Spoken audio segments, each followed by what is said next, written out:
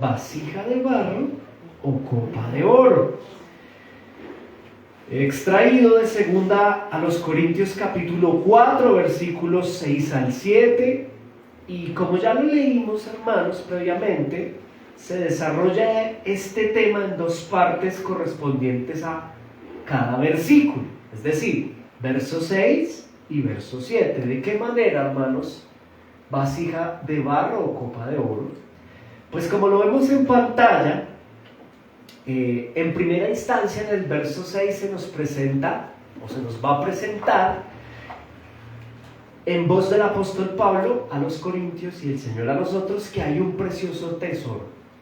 Es decir, allí nos va a hablar acerca de que hay un precioso tesoro.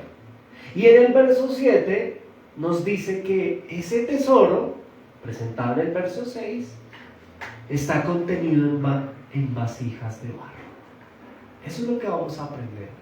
Por un lado, que hay un precioso tesoro. Ya vamos a conocer cuál es ese precioso tesoro, ¿no? Y por otro lado, que dicho tesoro está contenido en vasijas de barro. En ese orden de ideas, dando paso al versículo 6, yo se lo leo acá rápidamente, en el capítulo 4, obviamente. Dice el verso 6 allí, déjeme porque el ventilador no me ayudó mucho. Listo, ya. Porque Dios, que mandó que de las tinieblas resplandeciese la luz, es el que resplandeció en nuestros corazones para iluminación del conocimiento de la gloria de Dios en la faz de Jesucristo. El primer punto aquí en el desarrollo de este marco, hermanos, hay un precioso tesoro. ¿Cuál es ese tesoro? Porque Pablo le habla a la iglesia en Corinto y les dice que hay un tesoro. ¿Cuál es ese tesoro? Pues el tesoro se describe aquí claramente, y el tesoro es el Evangelio de Jesucristo, que no es un tratado social precisamente, o político, o de moral. El tesoro del Evangelio pues no es un manual de buen comportamiento, ¿saben? A la verdad, el Evangelio de Cristo es un tesoro real, que contiene algo mucho más profundo. Y al apóstol Pablo le interesa en esta oportunidad que la iglesia local de Corinto recuerde cuál es el mayor tesoro: el Evangelio, que contiene algo profundo, y es la posibilidad y oportunidad de reconciliación de la humanidad entera, como dice nuestro himno nacional, ¿no? Que entre cadenas gime, la cual se encuentra enemistada y distanciada, hablando de la humanidad, con el único y verdadero Dios, el eterno Creador. Esto por causa del pecado. Desde nacer, cada uno de nosotros como seres humanos estamos enemistados y distanciados del Señor, y por dicha causa se hace relevante recordar el valor de este tesoro, que nos deja ver algo importante: que el reloj va corriendo, el conteo regresivo va corriendo, que se acerca el día del Señor, en el cual, como Dios eterno, vendrá a juzgar a los vivos y a los muertos, y solo aquel que reconozca su condición de pecador y de enemistad, solo aquel que voluntariamente se acerque con humildad, con arrepentimiento y fe ante el único camino posible de reconciliación con el Padre, este es Cristo Jesús, su Hijo. Siendo así, este será salvado, será perdonado y limpiado del pecado por la muerte de cruz del Hijo. Ahora, ¿salvado de qué? Pues de la ira venidera. Pues el Dios eterno está airado, está ofendido, está molesto con el hombre por la abundante maldad que hay en su corazón y condición. Cuando un delincuente en términos sociales es tomado preso por un terrible delito, ¿qué será lo justo? Lo justo será que esta persona ante la sociedad pague por su falta. Y eso es lo que sucederá con la humanidad. Recibirá el pago justo por su condición de pecado. Pero es aquí donde aparece la gracia, ¿sabe? La santa gracia de Dios. Que el Padre envió a su Hijo semejante a Él. Es decir, Dios Padre envía a Dios Hijo, al Creador, al Eterno, al único Dios verdadero, para que en carne siendo Dios, venga a la tierra a recibir el castigo del Padre, de Dios Padre. Dios Hijo en la cruz recibiendo el castigo de Dios Padre sobre su cuerpo en la cruz, para que todo aquel que crea que por medio de dicha obra de Cristo es perdonado, reciba reconciliación con Dios y ya no sea condenado, sino más bien absuelto, perdonado por medio de la fe en Cristo. Aquel que crea en Jesús, aquel que crea en Cristo y lo deje todo, pida perdón por su maldad y abandone su pecado para aceptar como Salvador y como Señor de su vida a Jesucristo, este será un verdadero hijo de Dios por medio de su fe, la cual lo ha salvado. Ahora el apóstol Pablo viene atrás hablando a los corintios de dos grupos de personas. No sé si lo recuerda, pero lo vimos hace 8 días. Por un lado, un grupo multitudinario a quien él les trata como incrédulos, ¿no? Él dice los incrédulos, aquellos que se pierden porque no creen. ¿Qué no creen? Ya les viene diciendo Pablo, hay un grupo de incrédulos y que no creen. Pues primero no creen que son malos. Segundo, no creen que son pecadores. Y tercero, no creen que necesiten ser salvados. Pero hay algo mucho más delicado en este grupo de incrédulos y es que no creen que Cristo es el Hijo de Dios semejante al Padre, enviado al mundo a reconciliar al mundo con Dios.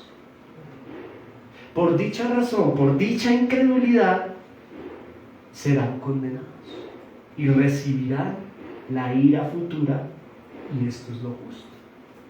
Pablo venía hablando ya a los corintios acerca de ese grupo. Y hay un segundo grupo, como para ampliar el contexto, del cual habla Pablo en versículos anteriores a los corintios, y es un grupo más bien reducido que son su pueblo, los suyos, sus hijos, los hijos de Dios, los que el Padre le dio al Hijo, aquellos que se han arrepentido y lo han dejado todo para seguir al Hijo, a Jesús, a Cristo como Señor. Les dice él, no solo como Salvador, sino como Salvador y como Señor de sus vidas. Este es el grupo más reducido, el grupo de los creyentes. Venía Pablo hablándole a la iglesia de Corinto que los incrédulos no creen, valga la expresión allí, por varias razones, entre ellas su propio pecado, su responsabilidad, pero al mismo tiempo porque el príncipe de este mundo ha colocado una venda para que no crean y no les resplandezca la gloria del Hijo de Dios. Pero en el versículo 6, hermanos, y aquí vamos entrando en materia, pues ya se presentó y se continúa presentando el tesoro. ¿Cuál es el tesoro? Pues hagamos exégesis, nademos profundo en el versículo. Ya habiendo abordado la responsabilidad humana, observemos que ya en términos específicamente del grupo 2, es decir, Pablo ya deja la predicación de hace 8 días, en la cual hablaba acerca del grupo de incrédulos, y ahora se enfoca en los cristianos. Allí en Corinto les habla a la iglesia, al grupo reducido, a ustedes como iglesia en Corinto, y les dice lo siguiente: como creyentes, hay aquí algo maravilloso en nosotros, en ustedes, Corinto. Está presente la soberanía divina. ¿Por qué? Por una razón. Versículo 6. Léalo despacio y note lo siguiente. Dice ahí, 2 Corintios 4, 6. ¿Lo tiene? ¿No? Amén. Porque Dios, ¿qué hizo? Mandó que de las tinieblas resplandeciese luz. Aquí está la soberanía de Dios. Que Él dio una orden. Mandó. ¿Qué mandó, hermanos? Que de las tinieblas resplandeciese la luz. ¿En qué grupo? En el grupo número 2. No en el de los incrédulos, sino en el de los creyentes. Es decir, creemos por la gracia de Dios. Él mandó a que en este grupo resplandeciese por un lado luz, la luz de Cristo en las tinieblas de nuestro corazón, porque nuestro corazón estaba en tinieblas. El apóstol Pablo le está recordando a la iglesia en Corinto un gran tesoro, el Evangelio. Siempre es evangélico, siempre es cristocéntrico. Él ordenó, hablando de la persona de Dios, que se escriba dicho tesoro, porque el verso 6 presenta un tesoro, el tesoro del Evangelio, la reconciliación de un grupo de personas con el Padre por medio del Hijo. ¡Qué gran tesoro! Y esto es soberanía divina, que Él mandó que de las tinieblas resplandeciese la luz. Y ya aquí vamos empezando a entrar en el terreno de la predicación del día de hoy, porque no hay de qué gloriarse, ¿sabe? A la verdad ve el Señor en su gracia que mandó que esto sucediera. Es decir, Él ordenó que se escribiese no con tinta en tablas de piedra, sino con su espíritu en nuestro corazón. Algo maravilloso, un tesoro llamado la reconciliación del Padre por medio del Hijo Jesucristo. Esto cambia la vida de la persona.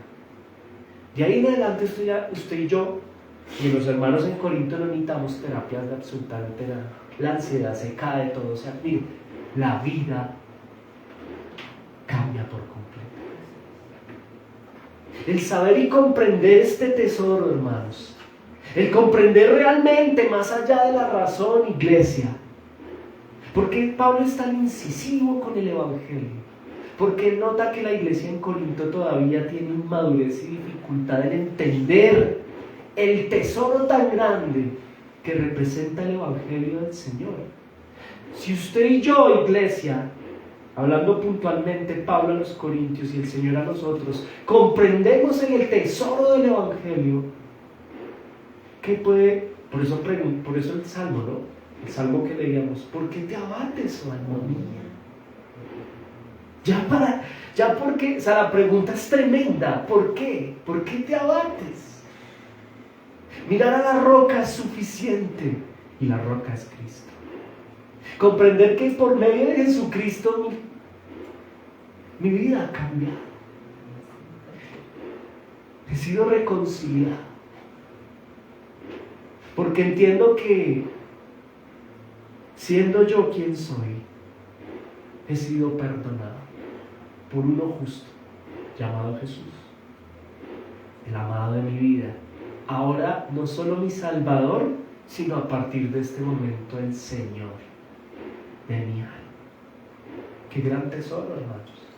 Que Dios se dignó en su gracia, dio una orden, mandó, versículo 6, Dios mandó que de estas tinieblas que eran nuestro corazón, ahora resplandezca la luz de Cristo. Qué gran privilegio que no tienen otros, los incrédulos que presentó 8 días atrás, que continúan con una venda en su corazón.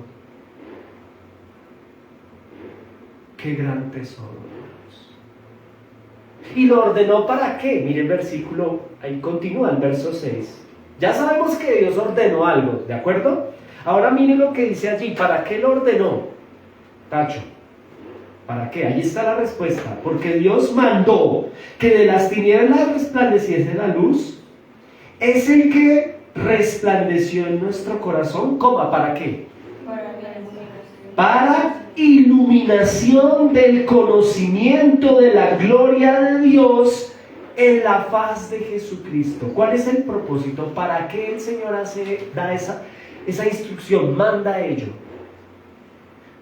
Pues para que podamos conocer a Dios por medio de su Hijo Jesucristo. ¿Cómo conocer a Dios? El único Dios verdadero. Estamos hablando del único Dios verdadero. ¿Cómo lo conocemos? Por medio de Jesucristo su Hijo. Porque quien conoce al Hijo está viendo literal al Padre.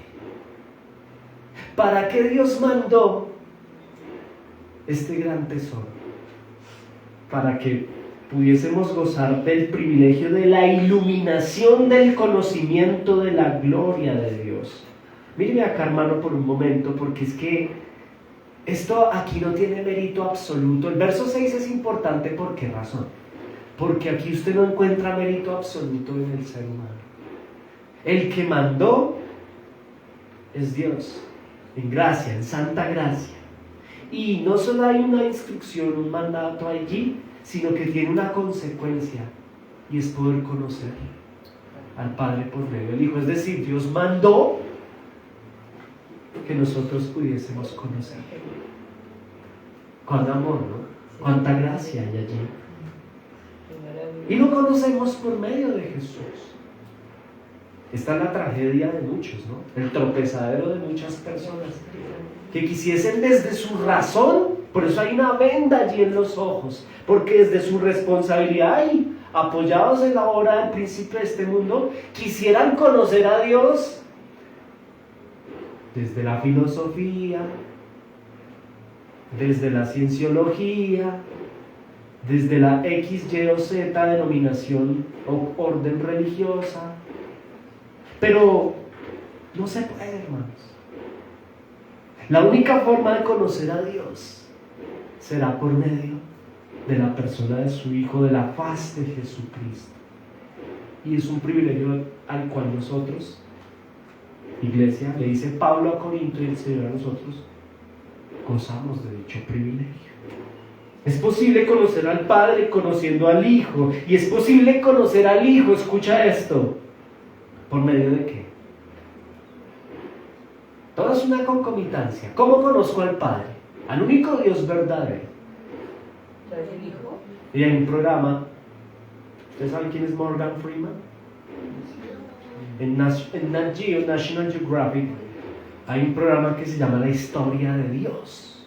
Y Morgan Freeman, un gran actor de verdad, con A mayúscula. Él hace la tarea de viajar por absolutamente todo el planeta Tierra, tratando de rendir cuentas de cómo conocer a Dios desde las distintas religiones que abundan al siglo XXI. El hombre intenta conocer a Dios, pero la única forma de acercarme verdaderamente a Dios no es sino por medio de la persona de Jesús. ¿Cómo conozco al Padre? Conociendo al Hijo. Pero allí no queda todo, hermanos. ¿Cómo conozco al Hijo? El Espíritu Santo tiene el hermoso rol de iluminarnos. ¿Lo notas? Está en el versículo 6. La iluminación la otorga el Espíritu Santo, pero nos ilumina para comprender la palabra. Al Padre lo conocemos por el Hijo y al Hijo lo conocemos por el Evangelio de Jesucristo consignado en su Santa Escritura. La palabra de Dios es el camino al Hijo y el Hijo el camino al Padre. Este es el gran tesoro, hermanos.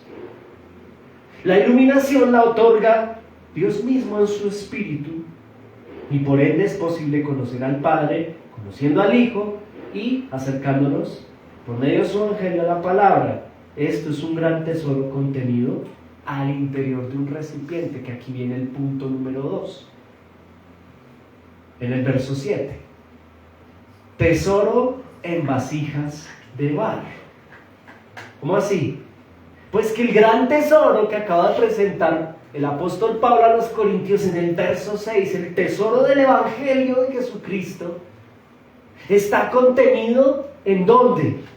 El Evangelio lo contiene una vasija de barro. Mírenlo allí, versículo 7. Pero tenemos este tesoro. ¿Cuál tesoro? El tesoro del Evangelio de Jesucristo, el conocimiento del Padre por medio del Hijo desde su Evangelio. Ya tenemos algo, iglesia, un tesoro que no tienen otros porque están ciegos. Ahora, mire lo que dice de ese tesoro, verso 7. ¿Lo tenemos dónde? ¿En un cofre de oro? ¿En un vaso de oro? No, lo tenemos en vasos de barro para que la excelencia del poder sea de Dios y no de nosotros. Aquí hay varias cosas por revisar, hermanos. El tesoro está en vasos de barro. Aquí hay como una analogía, si se quiere una metáfora.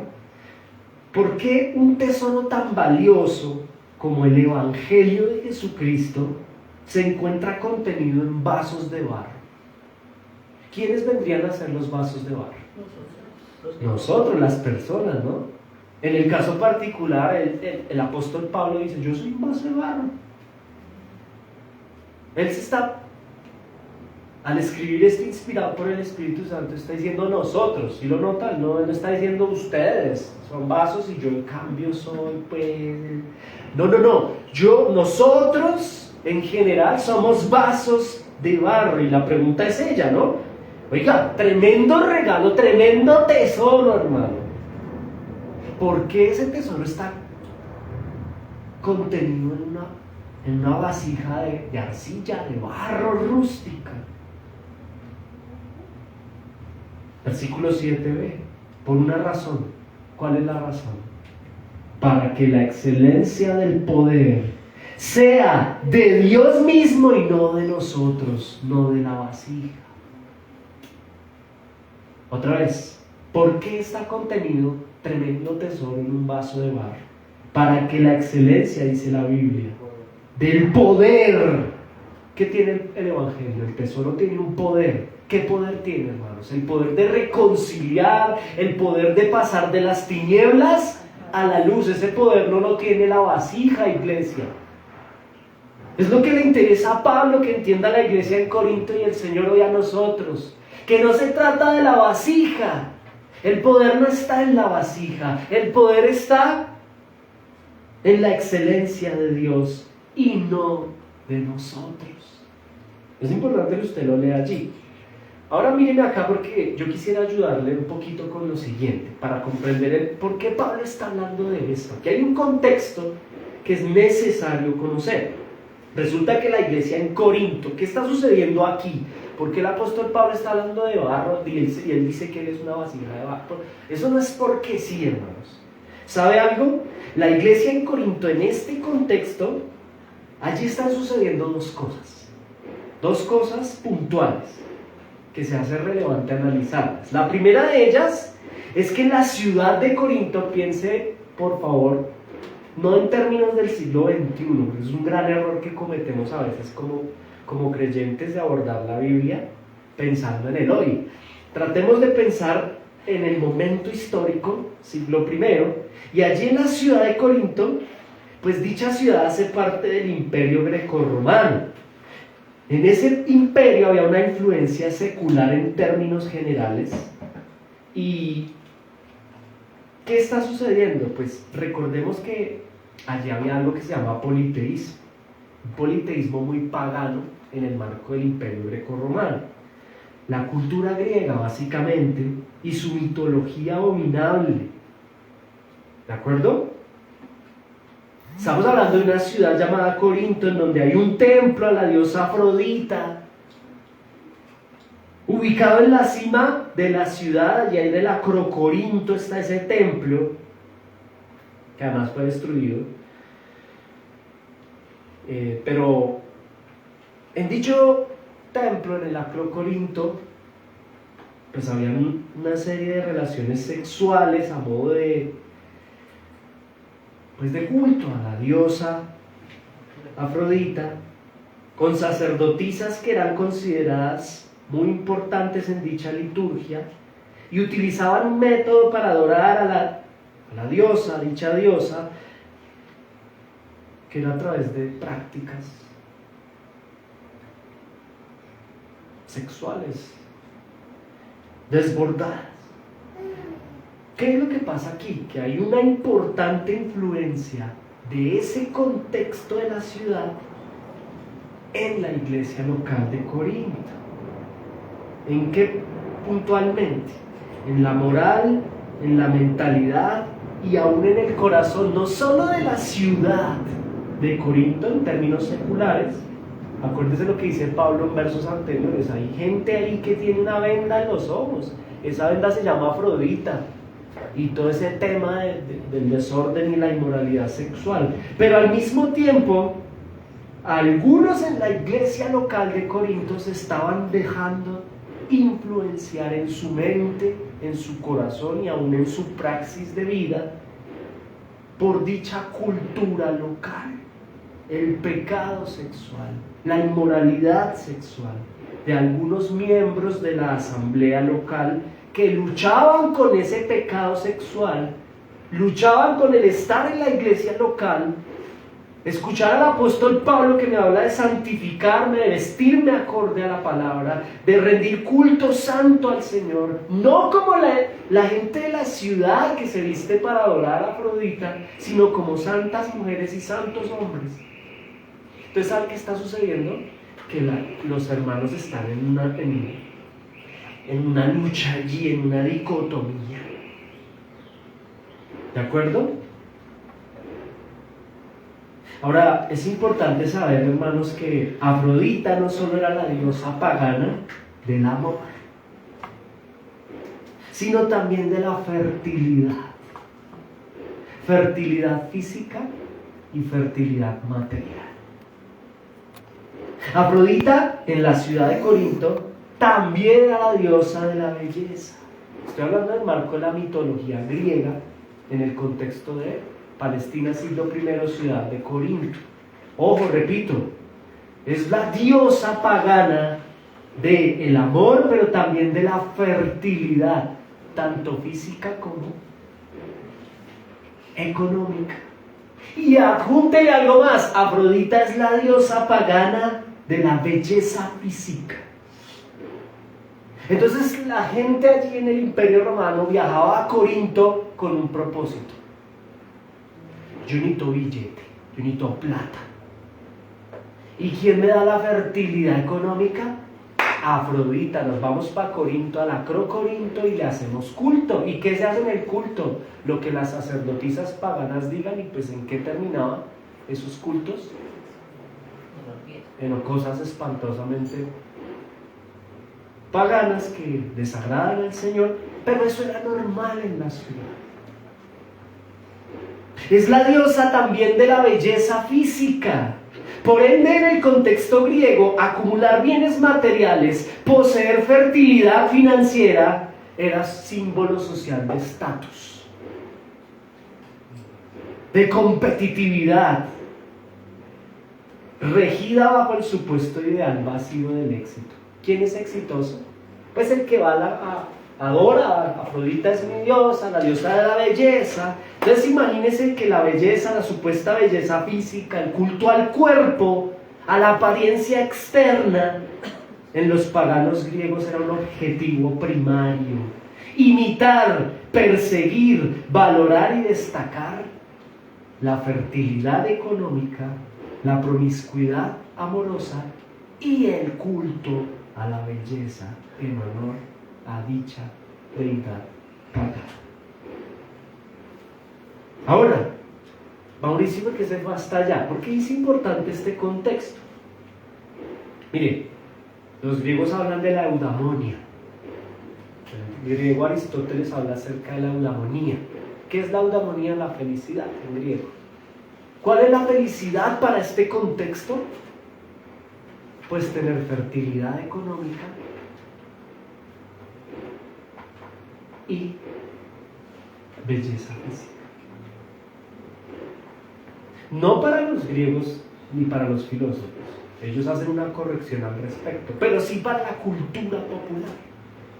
Cuando los griegos ven que la ciudad se desborda en esas situaciones, los filósofos dicen, no, espere, la eudamonía, la felicidad no va por ahí, relajen, tranquilícense.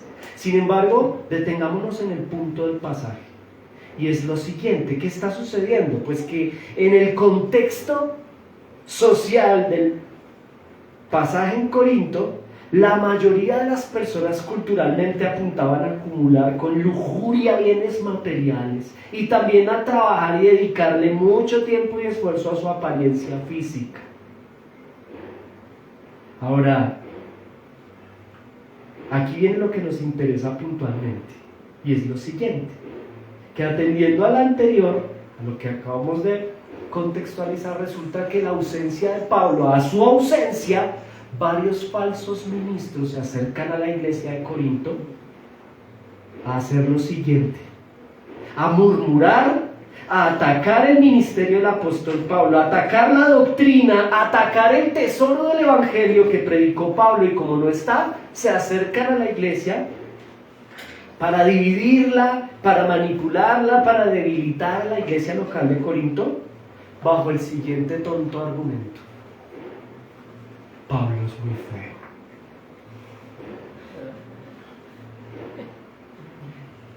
¿Ustedes le están haciendo caso a Pablo?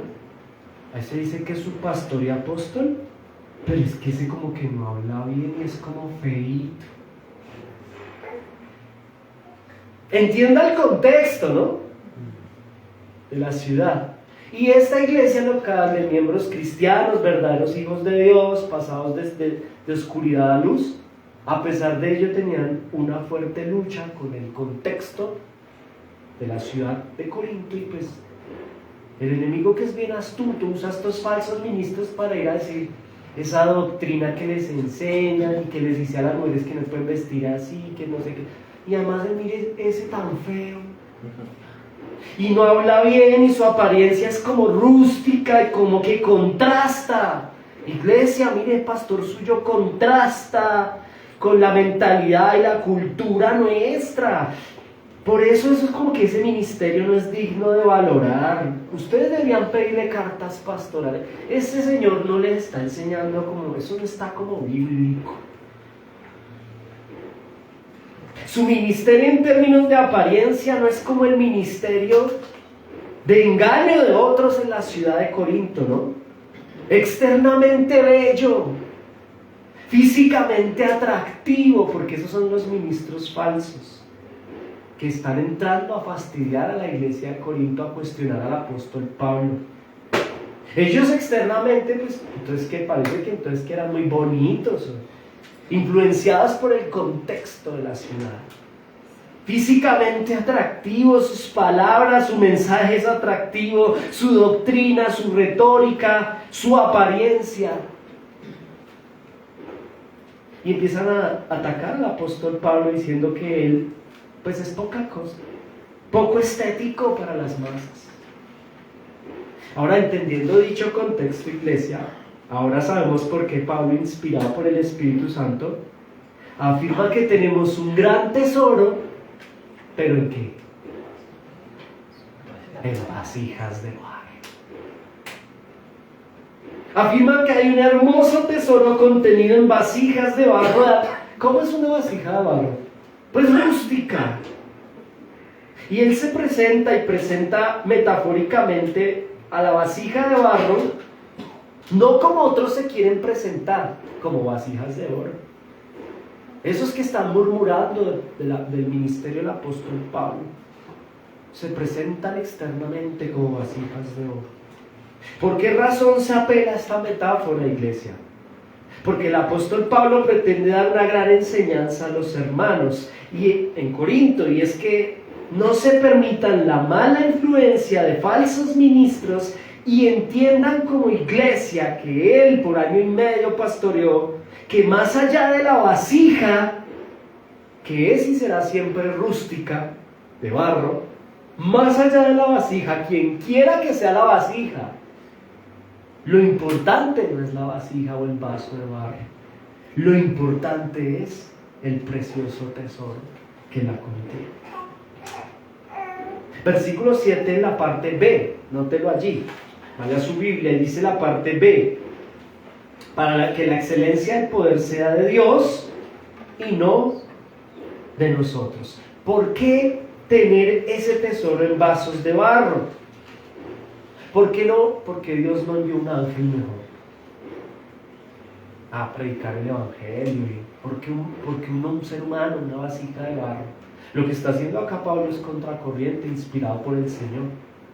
Porque en el contexto secular, y él habla en los versos anteriores del príncipe de este mundo, ¿no? Del presente siglo. En el presente siglo, en 2 Corintios, hay una admiración por el hombre impresionante en el contexto secular. Y aquí es donde se va al suelo el antropocentrismo. Todos somos vasijas de barro. Todos somos vasijas de barro. Porque Dios no envió un ángel con el evangelio, una persona espiritual. Pues ahí dice por qué no, o para qué. Para que la excelencia del poder sea de quién, de Dios y no de nosotros. El Señor permitió que tú y yo, le dice a Corinto y nos dice a nosotros, seamos portadores de dicho tesoro, porque como vasijas de barro, al vernos a nosotros, nos vemos opacos a comparación del gran tesoro que es el evangelio de Jesucristo. Claro, los falsos ministros allí en Corinto se identificaban por su habilidad para trabajar en función a qué. Y usted allí identifica a un falso ministro. ¿En qué trabaja un falso ministro? Pues a presentar algo bello externamente, ¿no? Ellos trabajan en función a presentar vasijas de oro externas, pero no contienen el tesoro. ¿Y quiénes los siguen? Personas igual a ellos, que ponen los ojos en la vasija, sin importar qué contenga dicha vasija. Si es de oro, yo voy y sigo. Y es la intención de Pablo: santifíquense, corríjanse, no sean superficiales, iglesia, porque todos somos vasijas rústicas de barro, vasos de barro. Y lo importante no es la vasija, lo importante es su tesoro, el evangelio. Normalmente estas personas o estos falsos ministros de los que habla Pablo en Corinto y que están acechando a la iglesia local, normalmente dichas personas trabajan muchísimo, uno dice que no trabajan demasiado. De hecho aquí están trabajando, mal influenciando a Corinto. Trabajan por mostrarse externamente, por embellecerse externamente, olvidando algo más importante, y es el contenido de dicha vasija. Y eso pasó ayer, pasa hoy y pasará mañana.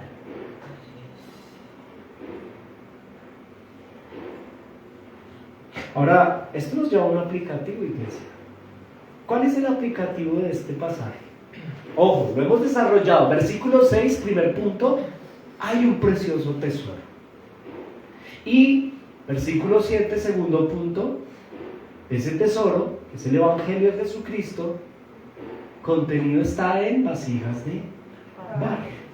¿Cuál vendría a ser nuestro aplicativo del pasaje que acabamos de exponer para hoy como Iglesia Bíblica Santa Gracia?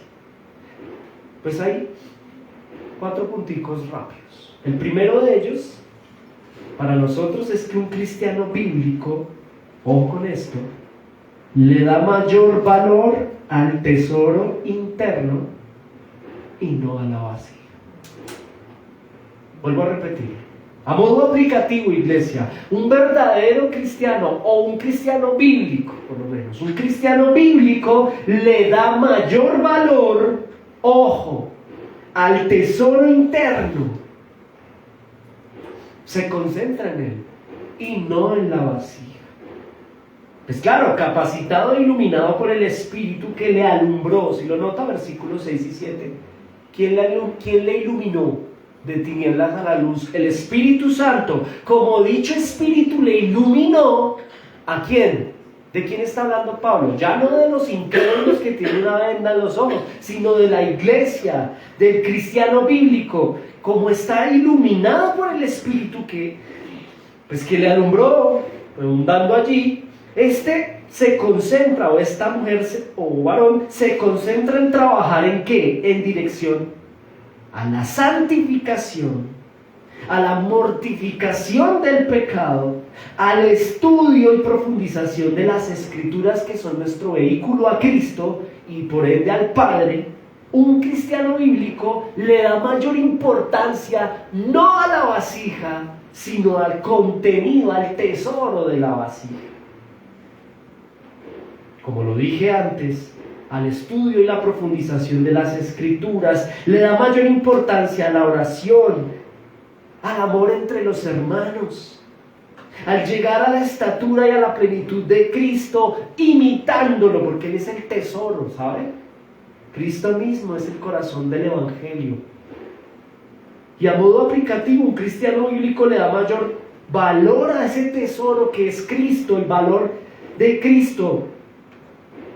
Mayor valor al tesoro interno y no a la vasija. Imitando a Cristo siempre en todo lo que hace como cristiano en cada una de las áreas de sus vidas. Hermano en Cristo, un cristiano bíblico no está pendiente del vaso que contiene el tesoro. Porque sabe, es maduro y sabe que es un vaso de barro. Él no está pendiente del vaso que contiene el tesoro, sea él mismo como creyente que contiene el Evangelio, o sea su pastor o sus hermanos. A él no le importa lo externo de la vasija. No le interesa a él mismo como vasija vivir como el incrédulo religioso. ¿Se acuerdan? Hace 8 días vimos una categorización de incredulidad. El incrédulo religioso. ¿Qué hace un incrédulo religioso? Pues está pendiente de experiencias religiosas externas que estimulan sus emociones y sus sentidos, pero externamente, lo aparentemente superficial de lo externo. Más bien, un cristiano bíblico permanece aferrado al tesoro para no perderse, para no desviarse de dicho tesoro. Su culto es racional, inteligente, disciplinado. Esto es lo que quiere el pastor Pablo con Corinto. Que dejen de escuchar a esa gente ahí que anda pendiente de mostrarse como vasija de oro. No, pues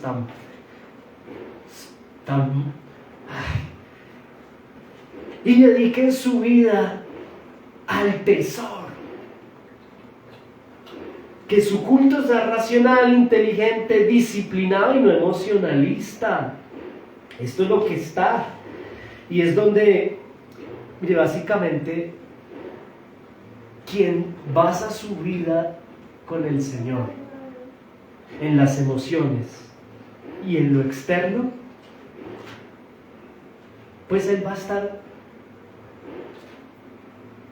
donde sus sentidos le inviten a estar. Donde su gusto, su oído, su olfato, su vista le incite a sentirse cómodo y bien. Porque él está pendiente de lo externo, no de lo interno, tanto en su círculo religioso como en su propia vida. Le importa a él más cómo se siente, lo que ve, lo que escucha, y le presta mucha atención a lo que sus 5 sentidos le estimulan o le desestimulan en su propia vida. Pero como estamos en el aplicativo, iglesia, número 1, un cristiano bíblico le da mayor valor al tesoro interno y no a la vasija. Y no me malinterpretemos este punto aplicativo. Eso no significa que voy a andar enfermo porque no cuido mi cuerpo, no. Estamos hablando de una influencia de la Corinto y del siglo presente que termina llamando a muchos, seduciendo a muchos creyentes y cristianos a ponerle más atención a tonterías. Ay, Pablito tan feo. En cambio, mire el pastor de allá, ese sí tiene músculos, es influencer. Y el carro que tiene lo visto y Pablo anda a pie. Ay, y esa templo, mire eso. Ay, no. Con parqueaderos, luz, mejor dicho. Vasijas de barro. Ahora, a modo aplicativo, ya la Biblia nos deja ver que Pablo, pues sí, Pablo no era muy bonito por lo que vemos, ¿no? Pero qué es bonito y qué feo, hermanos, al final. Punto número 2. A modo aplicativo, si un cristiano bíblico pues le da mayor valor al tesoro interno y no a la vasija, pues número 2, un creyente inmaduro, escuche esto, un creyente inmaduro da mayor valor a la vasija que al tesoro en ella. Ese es un creyente inmaduro. Bueno, este puede que sea creyente, pero es inmaduro. Y como es inmaduro, pues es todo lo contrario al anterior. Está pendiente del vaso, tanto de él mismo como recipiente, como de su pastor, en el caso de Pablo. Los inmaduros en la ciudad de Corinto le hacían caso a los falsos ministros. Oye, así, Pablito tan feo. Están pendientes del vaso, antes de lo que contiene el vaso. A este no le interesa el tesoro. La verdad, esto es importante, iglesia, a modo aplicativo. Porque el creyente inmaduro le aburre el tesoro. Otra vez evangelio. Ay, qué jartera. A este le aburre el evangelio, le aburre la seriedad de las disciplinas espirituales. No tiene disciplina espiritual. Sí la tiene para lo externo, para el embellecimiento, para la, como veíamos en honor a Afrodita, ¿no? La fertilidad económica y la belleza física. Pero le aburre en lo absoluto orar. Es artera, yo prefiero mi cuerpo ahorita 9 horas para dormir. Y el Señor Jesús le dijo a sus discípulos: velen y oren para que no caigan en tentación. Pero ¿qué pasa con el creyente inmaduro? Como le da mayor valor a lo externo que al tesoro que contiene la vasija, pues no le interesa mucho el tesoro, la verdad. Le aburre el evangelio, le aburre hacer devocional, le aburre venir a la iglesia cuando suenan los himnos bíblicos, los himnos que enfocan el culto racional. Le cuesta porque él quiere estimular el cuerpo, sus sentidos, y esos himnos no estimulan en lo absoluto el cuerpo a nada, porque no es el propósito de la iglesia estimular los sentidos. Más tarde nos vamos para allá al parque y estimulamos el oído, pero eso es allá. Aquí no es nuestra intención. Como iglesia, el Señor Jesús nunca dijo que el propósito de la iglesia era hecho.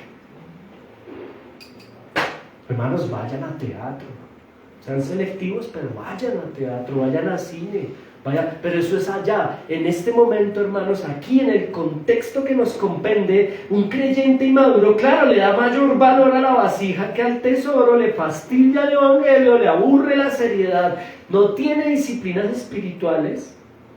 A este le satisface andar viviendo de experiencias, tanto de vida como religiosas. Es que necesito sentirme vivo. Le gustan las experiencias porque las experiencias están ligadas a los sentidos. Miren, los mercaderes, no me refiero a los de la fe, sino en general, a la gente que sabe de negocios, porque les va bien, porque son muy pilos y hacen estudio de esto y entienden que el éxito de un negocio no se basa solamente en la experiencia gastronómica, sino de todos los sentidos. Entonces estimulan absolutamente los sentidos en pleno de las personas para atraerlas. Así lo que vendan enferme. Y el creyente inmaduro, en términos ya eclesiales, iglesia, pues le da mayor valor a la vasija antes que al tesoro que hay en ella.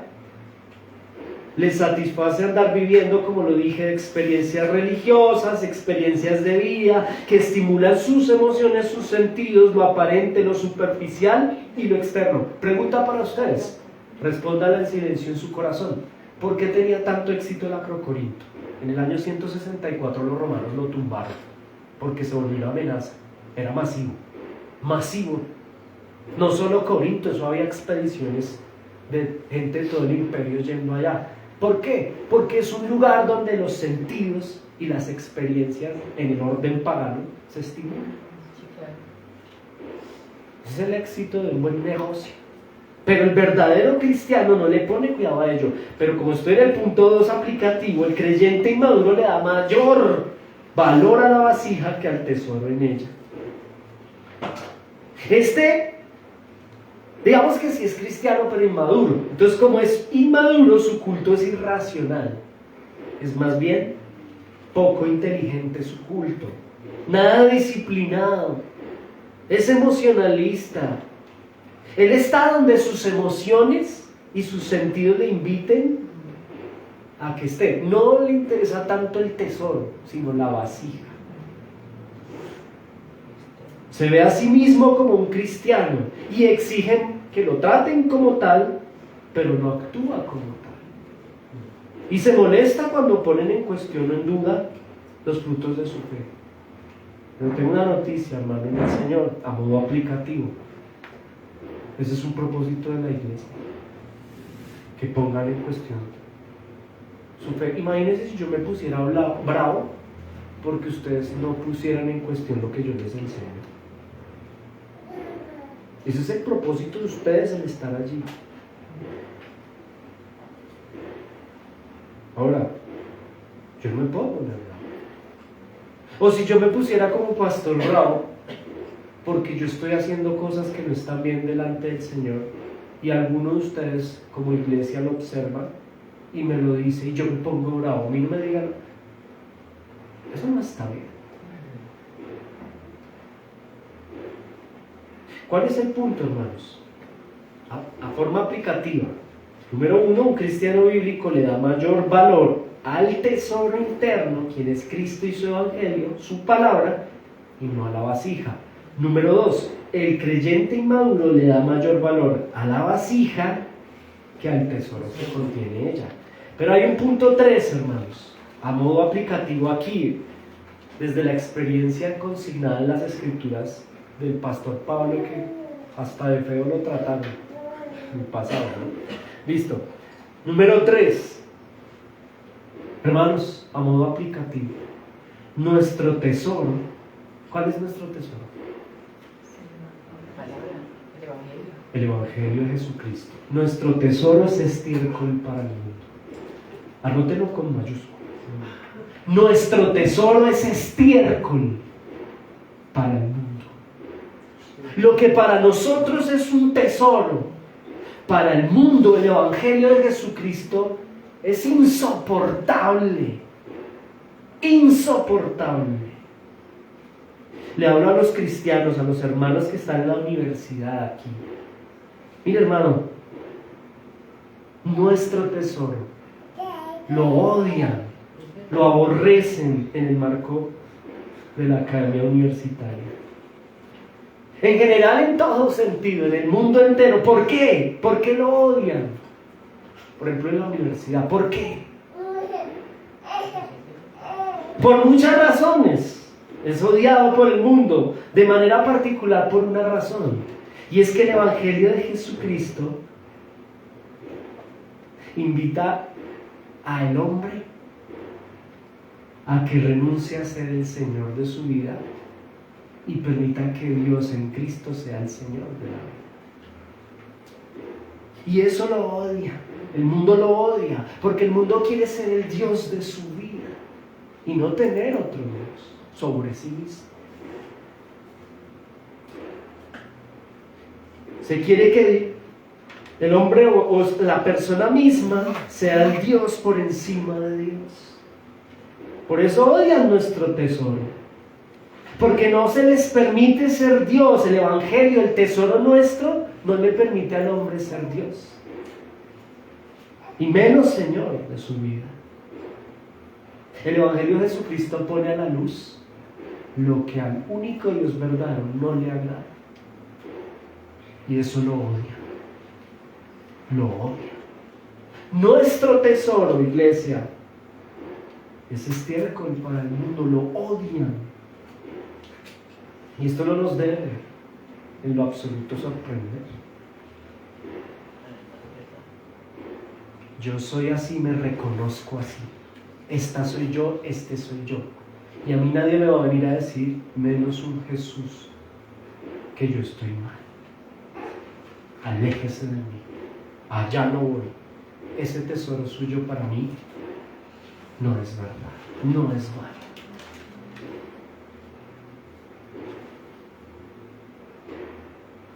¿Qué está sucediendo con el apóstol Pablo en la ciudad de Corinto? Pues que ciertas personas, falsos ministros, esto ya lo escudriñamos, ¿no?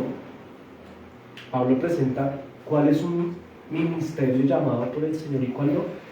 Estas personas hacen parte del contexto de Corinto, del mundo, y están fastidiados con el ministerio de Pablo, porque el centro del ministerio de Pablo es el Evangelio de Jesucristo, y lo están atacando, tanto a Pablo de manera personal.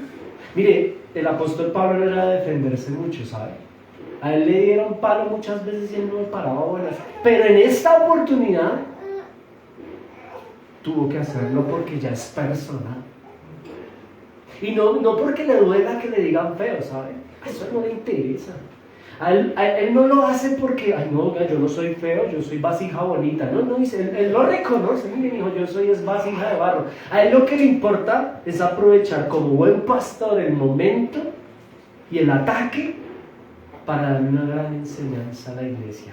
Y es a que maduren y a que dejen de poner los ojos en el vaso y miren el tesoro que hay dentro del vaso. Esto nos lleva al último punto aplicativo, iglesia. ¿Cuál es?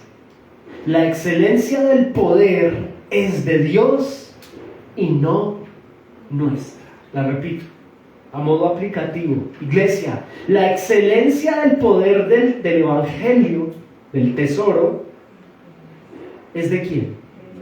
Nunca es de hombres. Nunca es de la vasija. Es de Dios, no nuestra. No tenemos mérito en lo absoluto, iglesia, a modo aplicativo. Predicar el Evangelio, cuando tú lo prediques o cuando escuches aquí a un hombre predicar el Evangelio, o en otros contextos, eso no nos hace más que el tesoro, ¿sabe? Solo somos barro. Algunos, claro, se pueden sentir vasija de oro, por eso el título de la predicación, ¿no? Hay gente que se siente vasija de oro. Es que ellos, y van a mirar y sí, o sea, tienen el Evangelio, gloria a Dios. Como hay el que ni tiene el Evangelio y se siente vasija de oro. En fin, pero allí hay un problema. Porque predicar no nos hace más que el tesoro que contenemos. Tan solo somos barro. Y aunque algunos se puedan sentir vasija de oro por ser ministros, pues toca que se baje de la nube, hermano, porque tan solo somos barro. Iglesia, como este es un aplicativo en su cuarto punto, escucha esto porque es importante para algunos de ustedes hoy aquí, aún para mí. Tengamos cuidado con la tendencia a admirar y seguir predicadores con absoluta admiración por un vaso de barro. Y esto pasa mucho en el marco de la reforma. Ay, ¿cuál es tu predicador favorito? Bueno, eso habría que examinar qué hay en nuestro corazón, porque todos somos vasijas de barro. Es que este predicador, y caemos en el pecado de este pasaje, ¿no? de los falsos ministros. Tomamos en poco a nuestros hermanos que se paran aquí a predicar, incluso al pastor. No, yo no veo la predica del pastor, más bien, es que este sí es. Le falta comprar un cuadro, hermano, y poner la foto del personaje. Y tiene todos los libros y todo. Y va uno a mirar y el personaje, como es barro, algo tiene. Por algún lado, y gloria a Dios, que eso suceda. Nadie tiene la verdad absoluta, solo Cristo tiene la verdad. Pero a veces, por eso tengo que tener cuidado, hermanos. Punto 4, la excelencia del poder es de Dios y no nuestra. Y tenemos la tendencia a casarnos con ciertas personas. Ahora, miren, no está mal tener un respeto por el trabajo y el ejercicio responsable de ciertos hermanos que destacan. ¿Y por qué destacan? Esto no es místico, no, destacan porque oran, porque ayunan, porque estudian, y mientras usted y yo estamos en otros contextos, ellos están haciendo la tarea, están en el seminario, están leyendo, están estudiando. Eso no está mal, tener un respeto por dicha situación, pero hay que guardar el corazón, hermanos, y entender que la excelencia del poder es de Dios y no nuestra. Es decir, que el ministerio X del hermano X, usted va y mira y resulta que tremendo, tiene tremenda iglesia, pero al final no tiene nada porque no es de él. Si la gente llegó allí, no es por la excelencia de la vasija, sino por la iluminación del Espíritu Santo, que quiso soberanamente respaldar dicho ejercicio ministerial. Pero que haya otra iglesia pequeña, fiel, humilde, con un Pablo feo, que habla mal y que tiene 5 hermanos, eso no significa que allí no esté la iluminación del Espíritu. Y esto también nos ayuda a madurar. ¿En qué sentido, iglesia? En el aprender a poner los ojos no en las vasijas, sino en el tesoro que contiene la vasija. Tener cuidado con la tendencia de admirar ya, de seguir predicadores con absoluta admiración por un vaso de barro y no por el tesoro que contiene dicho vaso. Cuidémonos de poner la admiración en lo equivocado.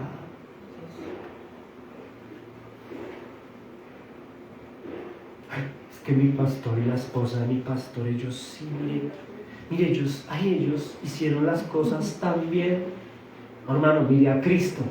Porque ¿sabe qué va a pasar? Que el día de mañana, si usted me mira a mí o a mi esposa, usted se va a ir de la iglesia. Pero si usted deja de mirar el vaso y mira el tesoro que contiene el vaso, usted va a permanecer firme, porque el tesoro se llama Jesucristo. ¿Por qué se va la gente de la iglesia? Por inmadurez. Porque es que miran el vaso y el vaso se equivoca. Entonces yo les ahorro a ustedes tiempo, hermanos, para que no pasemos tanto de iglesia por iglesia, porque vamos a seguir mirando el vaso en donde estemos y más bien miremos el contenido de dicho vaso. Ahora, no solo, y con esto termino, iglesia, no es solo el pastor y la esposa del pastor, hay otros vasos al lado suyo, ¿verdad? Usted es un vaso y al lado tiene otro vaso. No mire el vaso, mire el contenido del vaso, y el Señor en su gracia ha hecho cosas hermosas en su hermano, se lo aseguro. Ay, pero es que ese vaso huele a feo, no sé, no lo lavan. Ay, ese vaso está muy viejo. Ay, esa vasija está rota, mire, tiene como 3... Hermano, no mire la vasija, porque si le va a ver los errores a la vasija, se los va a encontrar. Yo no voy a volver allá porque es que eso es un poco de vasijas feas. Ay, hermano, entonces, ¿sabe dónde va a terminar la persona que piensa así? Iglesia, escúchenme por favor. En un lugar, en un museo de vasijas de oro que no contiene el tesoro. Y hay gente que llega al punto en que dice, su iglesia, eso, mire mi iglesia. ¿Por qué? Porque miran lo externo, ¿no? Mire, aquí sí hay piscina y aquí, bueno, un poco de cosas ahí como bien particulares. Bueno, hermano, hay que tener mucha pedagogía con la gente, mucha gracia, e invitarles en amor a que piensen en el tesoro y no en la vasija. Predicarles el evangelio. Hay un gran tesoro, más allá de... Ahora yo le tengo una noticia, ¿sabe que hay iglesias bíblicas que por la gracia de Dios tienen el tesoro y son muy bonitas? Gloria a Dios. Sean bonitas o no lo sean físicamente, eso es lo de menos. Lo importante, iglesia, es la excelencia del poder de Dios en el tesoro del Evangelio y la persona de Cristo, y no en la nuestra. Amén. Amén. Pongámonos en pie y demos gracias.